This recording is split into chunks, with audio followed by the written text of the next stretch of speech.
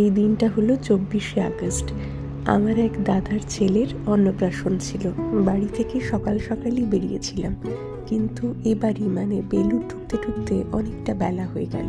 গিয়ে দেখলাম নিমন্ত্রণ বাড়ি থেকে আমার আর অনির জন্য এই এত কিছু পাঠিয়ে দিয়েছে ওরা। এই যে লুচি, তরকারি, বোঁদে, মিষ্টি। তারপর মা সকলের জন্য চা করলো। চাটা খেয়ে গেলাম স্নানে। স্নান থেকে এসে মা বাবার জন্য পুজোতে যা কিনেছি আমরা সেগুলো দিয়ে দিলাম। তারপর আমরা 4 জন মিলে মানে মা, বাবা, আমি, অনি সবাই মিলে গেলাম নিমন্ত্রণ বাড়ি। ওরা যেখানে অনুষ্ঠানটা করেছিল সেটা একদম আমাদের বাড়ির কাছে।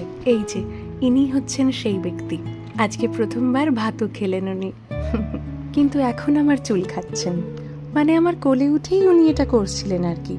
আর বাকি সময়টুকু নিজের আঙুল তো আছে। ও শুধু খাচ্ছিলেন বললে ভুল হবে, যেভাবে মুঠো করে ধরে আমার চুলগুলো টানছিলেন না, উফ। আর সেই দেখে অনি এসেছে আমাকে বাঁচাতে। তারপর অনি কুল পাততেই সঙ্গে সঙ্গে ওর কাছে।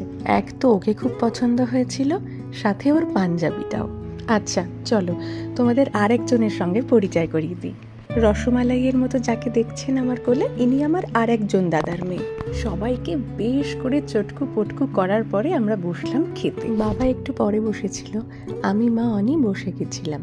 কি কি মেনু ছিল আর রিপিট করছি না, এই যে ভিডিওতে দেখাই যাচ্ছে। খাওয়া দাওয়ার পরে আরো বেশ খানিকক্ষণ আড্ডা মেরে রওনা হলাম বাড়ির পথে। জানো তো আমার মা যে শাড়িটা পরেছে, এই শাড়িটা মাকে আমরা জামাই ষষ্ঠীতে উপহার দিয়েছি। কি সুন্দর না, সকলে বলেছে খুব সুন্দর শাড়িটা। আমার ভীষণ পছন্দ, আর অবভিয়াসলি মায়ের এটা প্রিয় রং। যাই হোক, সারাদিনটা খুব ভালো কাটলো। বেশ সকলের সঙ্গে দেখা সাক্ষাৎ, হই হুল্লোড়, আড্ডা হলো।